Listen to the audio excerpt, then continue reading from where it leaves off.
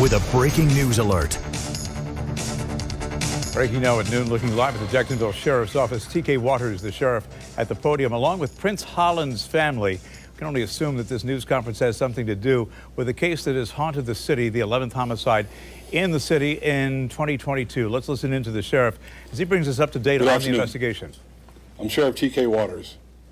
Along with members of JSO's homicide unit, I announce today's arrest of Marcel Johnson for 1 count of second-degree murder, 4 counts of attempted second-degree murder, and 1 count of shooting or throwing deadly missiles. This arrest pertains to the callous murder which occurred on December 3rd, 2022, tragically ending the life of Prince Holland. The dedicated detectives standing with me have worked tirelessly, using all available resources to build the case that has culminated in Johnson's arrest. 2 days after this tragic event, I stood on the steps of this building with community and faith leaders by my side to let Jacksonville and its citizens know that even in the depths of our collective grief, we were emboldened to end this senseless violence. With this arrest, we manifest that resolve. This agency and this city will not passively stand by while a subculture that glorifies violence terrorizes our community and kills our children. We will not tolerate or excuse it. With this arrest, our community converts its pain into purpose. When a child dies due to violence, there is no end to the grieving process. But Johnson's arrest marks a shift from unmitigated grief towards accountability. With accountability, these victims and our community can start to heal together. Holding the perpetrators of this murder accountable will never bring these grieving parents back to their cherished son, and we realize that. However, accountability will define the act for what it is, and that's murder. And we know Johnson didn't commit these horrific crimes alone. We will continue to use all of our resources to bring those involved to justice.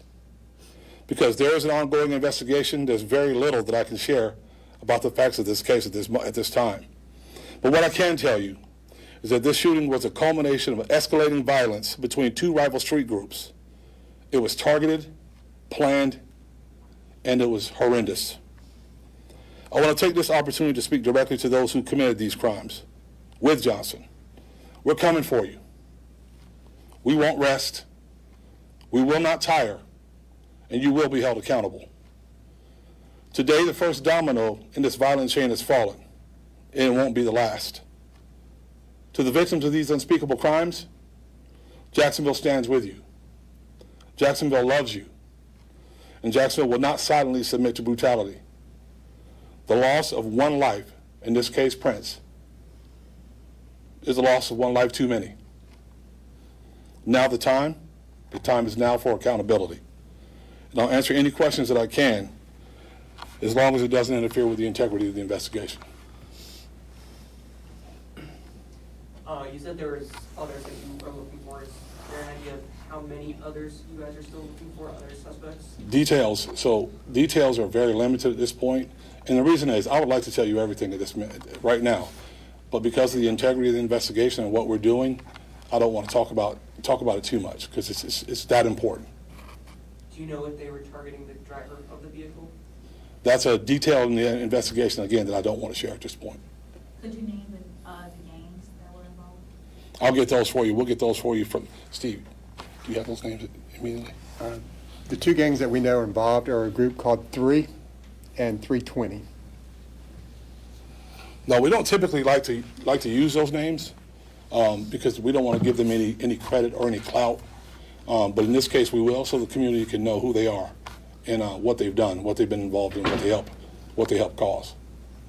Sheriff, can you go into any details about how you were able to track down this suspect and link him to this horrific crime? Not right now, Vic, but we will. We'll go into detail later on. But right now, we are still working heads on. Like I said, this is the first domino. There's more coming. Thank you, sir. Thank you. All right, let me give you some background here. Prince Holland was the 11th child to die from gun violence in 2022 in Jacksonville. He was riding in a car along with his football coach and 3 others aged 11, 14, and 15 home from football tryouts back on December 3rd when he was killed. What Sheriff T.K. Waters just told us is they arrested Marcel Johnson in connection with that killing. He called it a drive-by shooting that was callous and murderous. He says that the shooting resulted from violence involving two rival gangs. He called it targeted, planned, and horrendous. He says there are others who were involved, and basically the sheriff minced no words. For the others who were involved, he said, "We are coming for you. You will be held accountable."